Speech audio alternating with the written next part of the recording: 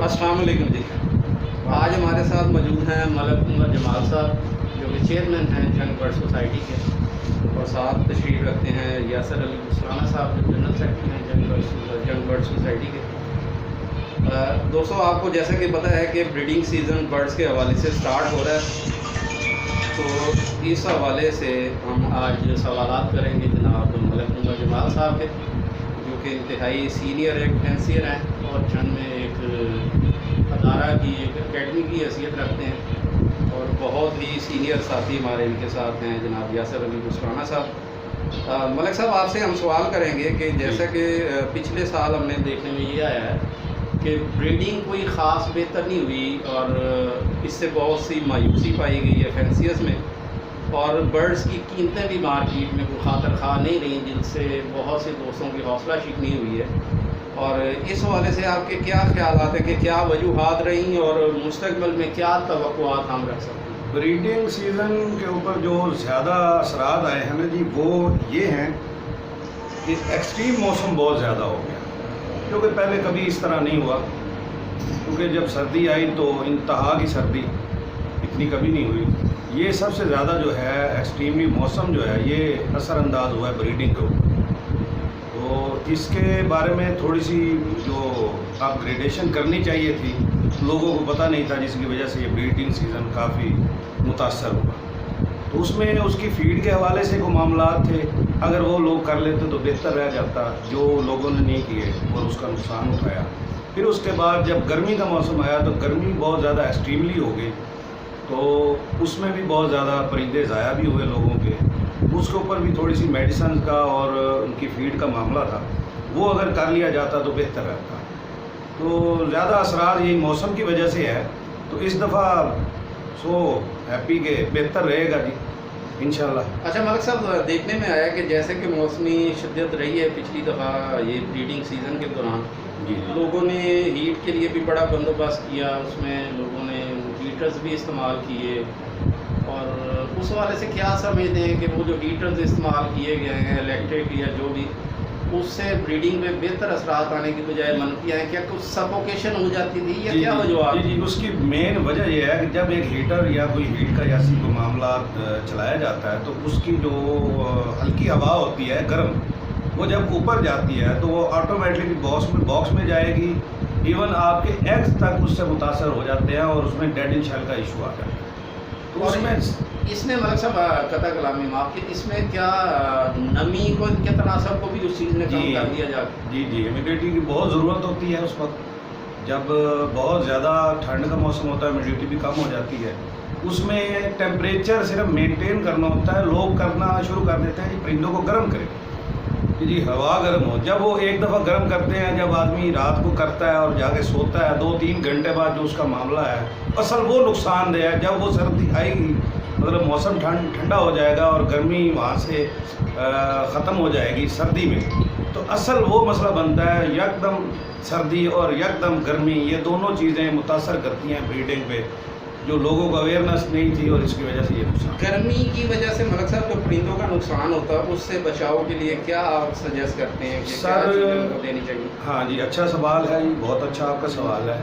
इसमें लोगों का एक्सपीरियंस नहीं है अल्हम्दुलिल्लाह, अल्लाह का शुक्र है जी। मैं तो बड़ा अपने आप को नहीं कहता, कि थोड़ा सा मेरा जो 30 साल का तजर्बा है उसके मुताबिक कुछ मेडिसिन हैं और बिल्कुल लाइट सी हैं, और कुछ फीड है जिसमें सॉफ्ट फूड आ जाएगी और आपका सैलड आ जाएगा। सैलड में जो बहुत ज़्यादा जो ज़रूरी चीज़ें हैं वो भी मैं बता सकता हूँ, शायद लंबा ना हो जाए इंटरव्यू, देख लें अगर।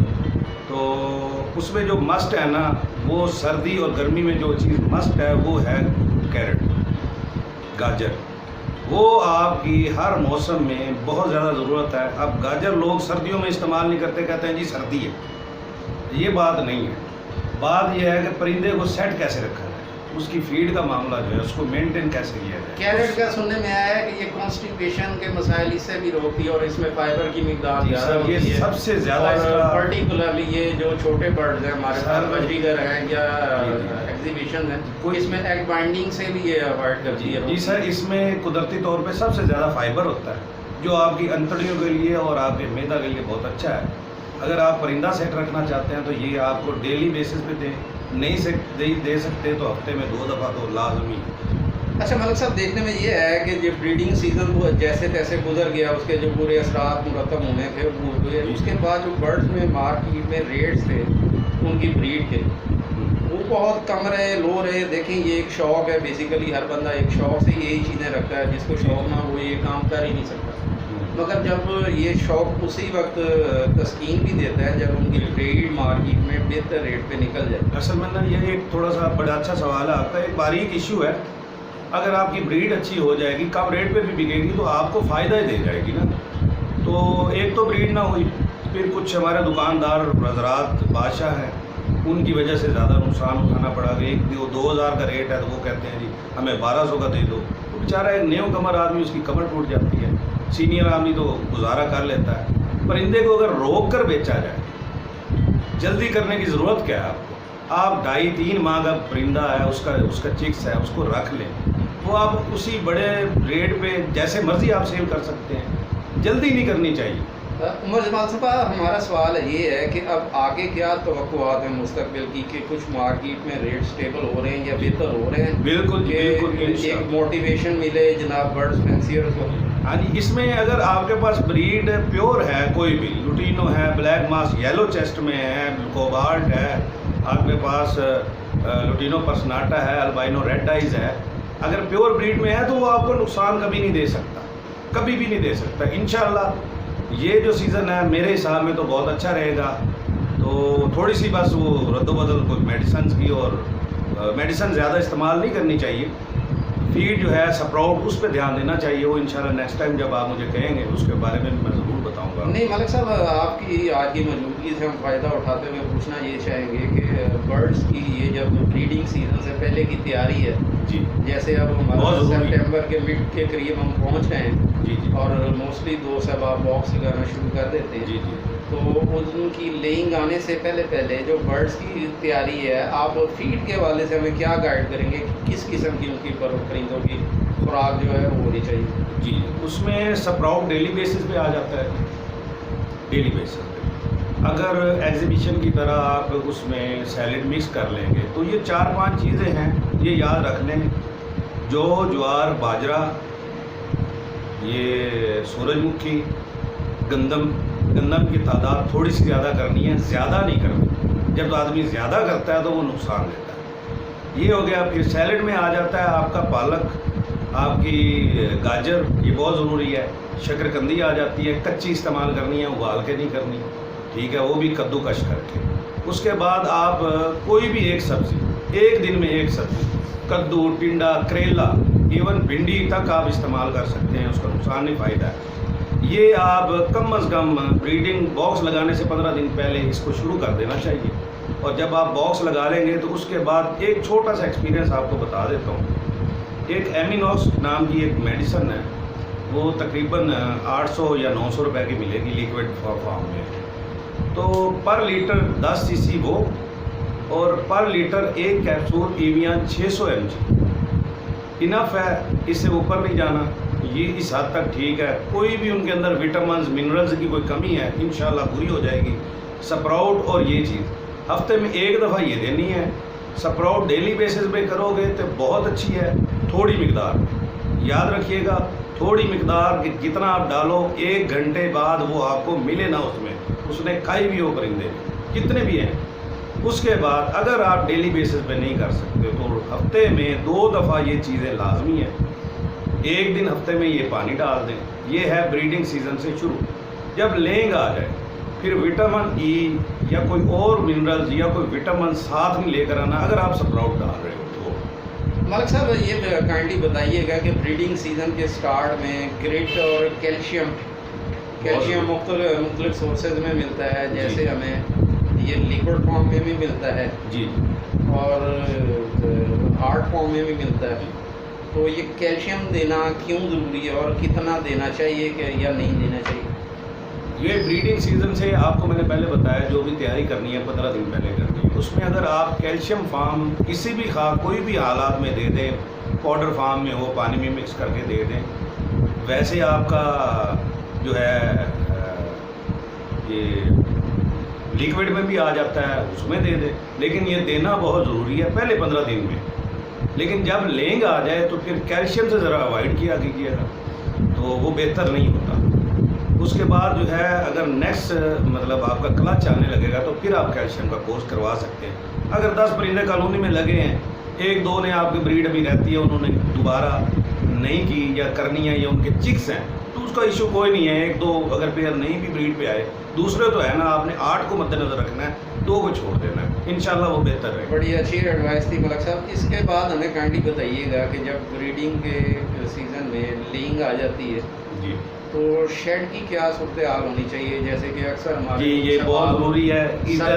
सर्दी में डाल देते हैं उसको पॉलीथीन से, जी, और जी, इस जी। तरह हवा का गुजर नहीं हो पाता, या नमी बहुत ज़्यादा लोग ज़्यादा कर बैठते हैं, जी जी बिल्कुल, ये या इशू है। इतना बहुत अच्छा धूप सवाल। का और हवा का गुजर होता है कि नमी बिल्कुल नहीं रह पाती। जी, जी। तो बैलेंस कितनी नमी होनी चाहिए उसमें और शेड में, और हवा का गुजर कितना ज़रूरी है, या धूप कितनी ज़रूरी है? ह्यूमिडिटी आपकी 50% से ऊपर होनी चाहिए। ड्राई मौसम में अगर 40 पे भी आ जाती है तो इनफ है, कोई बात नहीं। अगर नीचे आती है तो उसके लिए निबुलाइज़र मिलता है, वो बेहतर फॉर्म है। या आप वैसे 2-3 तगारियाँ पानी की भर के अगर रख दें, थोड़ी सी हीट हो उसके नीचे, तो ज़्यादा भी नहीं करना, धुआं भी ना निकले, बस वो इनफ है। लेकिन ज़्यादा सर्दी में इसकी ज़रूरत नहीं पड़ती, ह्यूमिडिटी की खुद वो खुद पूरी हो जाती है। तो इसके लिए जो है ना जी, आपका जब ब्रीडिंग सीज़न चिक्स निकल आए तो फिर आप जैसे कैसे टाइम निकाल के स्प्राउट पे ध्यान दीजिएगा, क्योंकि स्प्राउट के अंदर आपका मल्टीविटामिन है टोटल। तो वो जो मल्टीविटामिन है, आप 10,000 का भी डब्बा कोई लोगे ना, तो वो 2 किलो स्प्राउट के डब्बे जो होता है वज़न, उसके बराबर वो नहीं होगा। पैसे का भी ज़ाया करोगे आप, तो उससे बेहतर ये है कि आप स्प्राउट पे ध्यान दें, आप उसके सैलेड पे ध्यान दें, मेडिसन से अवॉइड करें, मेरी ये नसीहत है। बाकी ये कोई यूज़ करना चाहता है तो करे जी, मोस्ट वेलकम। मलक साहब बहुत अच्छे मशवरे आपके थे। अब ब्रीडिंग के दौरान मलक साहब एग फूड का जो किरदार है कि चिक्स की फीडिंग बेहतर हो, हाँ। और उसके बाद अहबाब हमारे छली का भी इस्तेमाल करते हैं, जी, तो इस हवाले से आप क्या कहना चाहेंगे कि देखिए, आया इसकी क्या इफादियत है? इसमें मैं थोड़ा सा आपको ज़रा बता दूं, विटामिन D3 का अक्सर सोर्सेज विटामिन D3 के पीछे लोग भागते हैं। अच्छी बात है, अच्छी चीज़ है, लेकिन ये वहाँ पे है जहाँ पे सन एक्सप्लोयर नहीं है, उसके लिए छल्ली द बेस्ट। ये जो भुट्टा है ये आपके लिए बहुत बेस्ट है। उसके बाद आ गई एग फूड, उसकी जर्दी में विटामिन D3 है नेचुरल, क्योंकि जब ये नेचुरल चीज़ आप इस्तेमाल करेंगे, आपका परिंदा जहाँ आपने 2 साल ब्रीड लेनी है, आप 10 साल इंशाल्लाह ब्रीड ले सकते हो और उसकी सेहत पे फ़र्क नहीं पड़ेगा। लेकिन उसमें एक लिमिट है कि एक मौसम का हिसाब है। जैसे ये अभी एक्सट्रीम मौसम चल रहा है, इसमें नहीं। नेक्स्ट जब आपके अब एग आएंगे, उसके बाद चिक्स आ जाएंगे, काफ़ी मौसम जो है ना, रात को टेम्परेचर 25 से 30 में आ जाए ना, फिर आप एग फूड लाजमी इस्तेमाल करें, और एग फूड के साथ स्प्राउट मिला दें तो आपकी जो है वो जिम्मेदारी बच जाएगी, वो बेहतर है। मलक साहब बहुत सी कीमती मालूमात आपने दी। इसमें सबसे आपने पहले जो बताया है कि जो फैंसियर हैं उनको अपने इस शौक़ को परवान चढ़ाने के लिए सबसे पहले तो प्योर ब्रीड की तरफ तवज्जो करनी चाहिए कि जो हमारे पास एक जोड़ा है या 10 जोड़े हैं, उनकी प्योर ब्रीड में वो हों। उसके बाद आपने बताया कि बर्ड्स की ब्रीडिंग सीज़न से पहले की तैयारी होनी चाहिए, एक मुनासिब खुराक उनको दी जाए, उसके बाद उसकी कैल्शियम की कमी को पूरा किया जाए, और शेड का जो टेम्परेचर है और नमी है, हवा का गुज़र है और धूप की आमदोरफ्त, इस चीज़ पे गौर किया जाए कि ये वहाँ शेड की सूरत हाल बेहतर हो। फिर ब्रीडिंग के दौरान जब चिक्स आ जाते हैं तो चिक्स को फीड करवाने के लिए ज़ाहिर बात है कि खुराक की ज़रूरियात बढ़ जाती हैं। उसमें आपने बताया कि फूड भी देनी चाहिए, भुट्टा भी इस्तेमाल करना चाहिए। ये बहुत सारी ऐसी मुफीद मालूमात हैं जिन पे अमल करके होपफुली हमारे जो फैंसियर्स हैं अच्छी ब्रीड हासिल कर पाएंगे।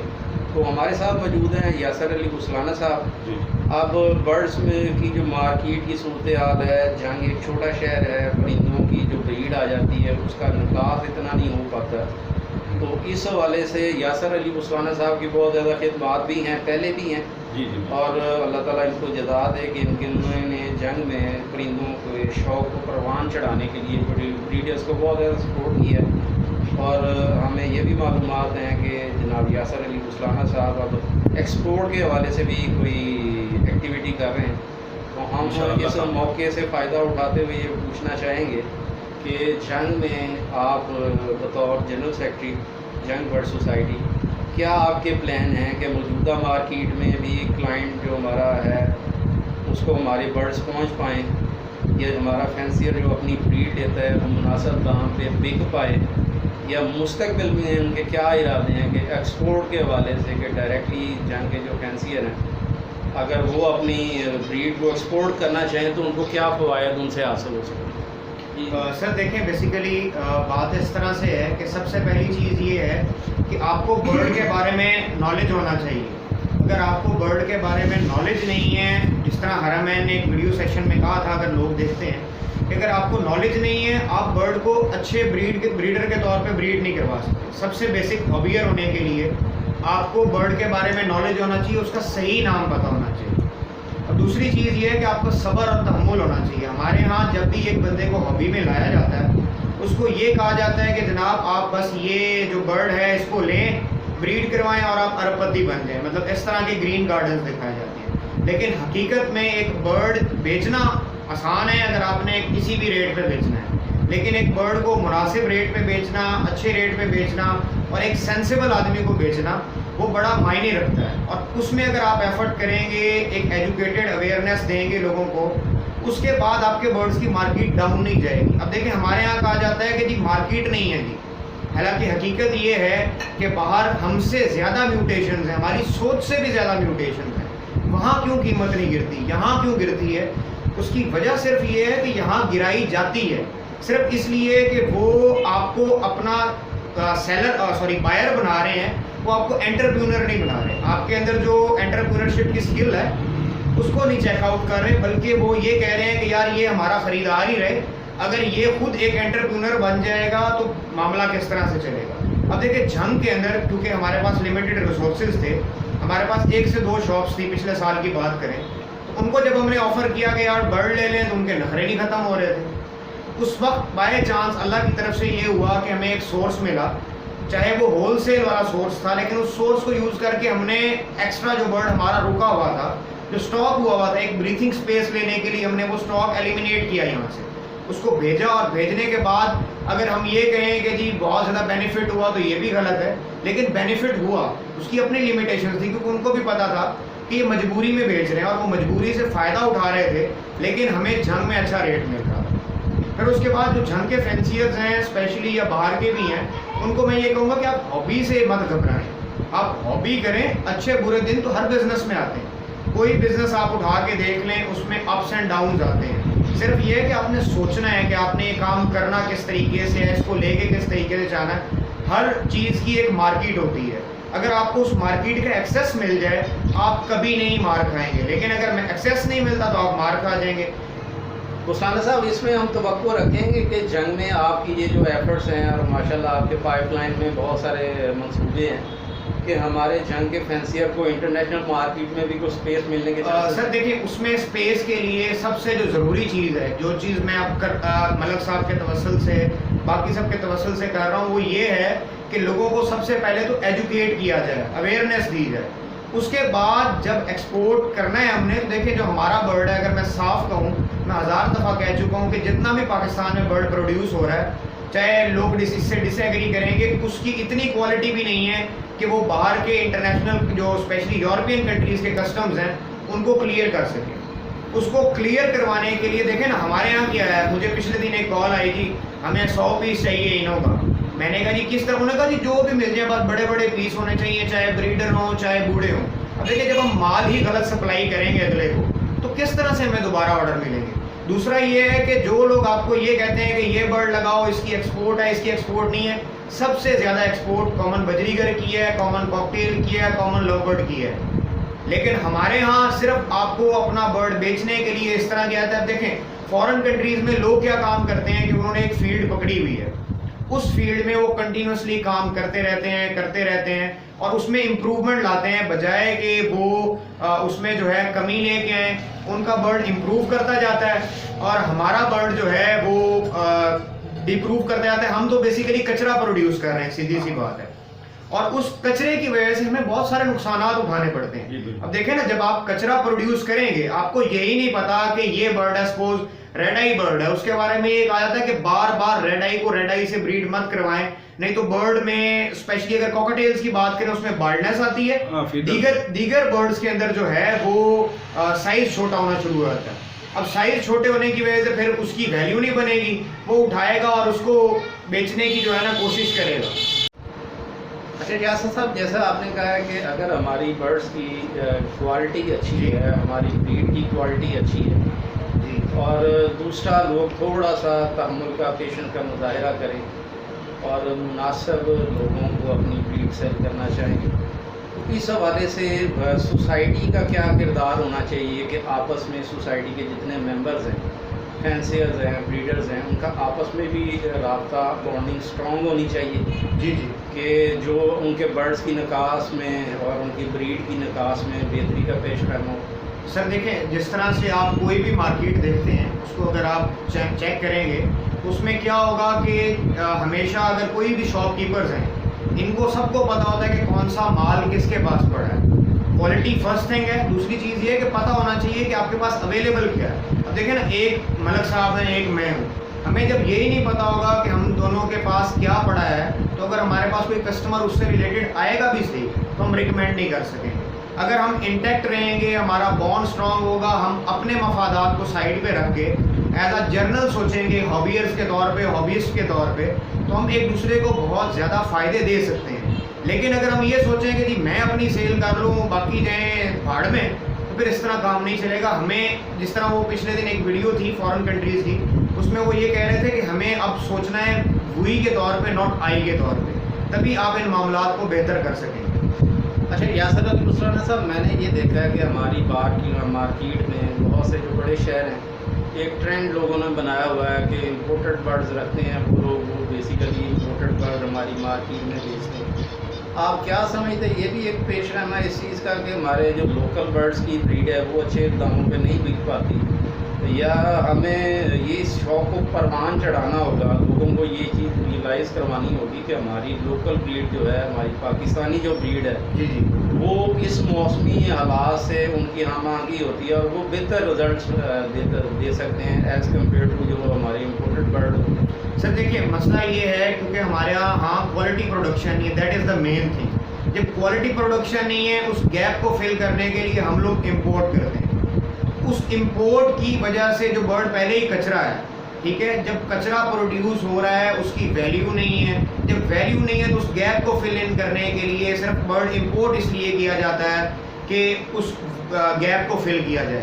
अगर हमारा फोकस जो है इस तरफ हो जाएगा कि हमने क्वालिटी प्रोडक्शन करनी है, क्वांटिटी प्रोडक्शन नहीं करनी, तो मामला इतने बेहतर हो जाएंगे कि आपकी सोच है, बाहर फोकस होता है क्वालिटी पे रादर देन क्वांटिटी। और हमारे यहाँ फोकस क्या है, 100 पेयर लगा लो, 100 पेयर के बच्चे बेच लो और कमा लो। लेकिन वो ये भूल जाते हैं कि 100 पेयर का बच्चा अगर आएगा, अगर वो क्वालिटी नहीं है तो उसकी वजह से नुकसान कितना होगा। सिबलिंग पेयरिंग हमारे यहाँ बहुत ज़्यादा है, इन ब्रीडिंग बहुत ज़्यादा है, इस तरह के और बहुत सारे मामला हैं। बर्ड की केयर नहीं होती प्रॉपर, जिसकी वजह से बहुत सारे इशूज़ आते हैं।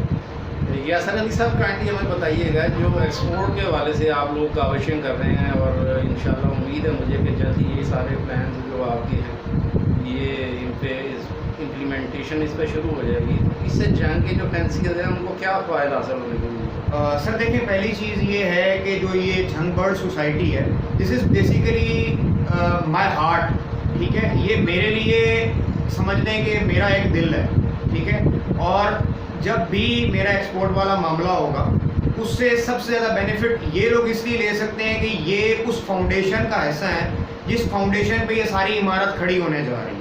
और जब फाउंडेशन वाले लोग, ऑब्वियसली आपका जो कोर टीम होती है वो तो आपके साथ होती है और उसको फ़ायदा होता है। आप देखिए, एक्सपोर्ट मार्केट जिस दिन हम इन टच कर गए, उस दिन आप सोच नहीं सकते कि हम कितना बेनिफिट ले सकते हैं। लेकिन प्रॉब्लम क्या है, हम उस लिहाज से सोचते नहीं हैं, हम एंटरप्रेन्योर नहीं बनते, हम एक प्रोड्यूसर बन जाते हैं, एक एंटरप्रेन्योर नहीं बन रहे होते। और एक प्रोड्यूसर में और एक एंटरप्रेन्योर में बड़ा फ़र्क होता है। और जब आप एक एज अ एंटरप्रेन्योर सोचना शुरू कर देंगे और आपको ऐसी टीम मिल जाएगी, तो आपको बहुत ज़्यादा इससे फ़ायदा होगा। और एक्सपोर्ट मार्केट बहुत अच्छी है।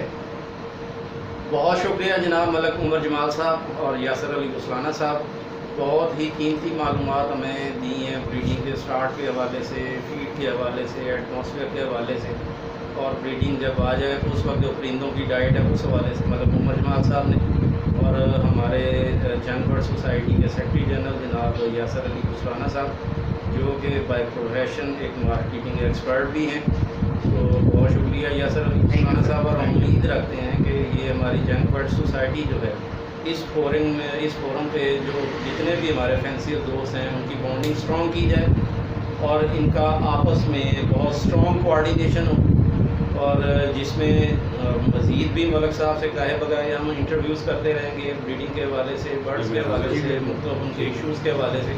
और इसी तरह उम्मीद है यासर अली गुसलाना साहब भी हमें आगाही बख्शते रहेंगे मार्केट के हवाले से, मार्केट पोटेंशियल के हवाले से और एक्सपोर्ट के हवाले से, और मिल के इंशाल्लाह ये जंग बर्ड सोसाइटी जो है जंग में जितने भी फैंसी हैं उनके लिए बहुत ही कारआमद ये कार है अंजाम। बिल्कुल, बहुत शुक्रिया, थैंक यू।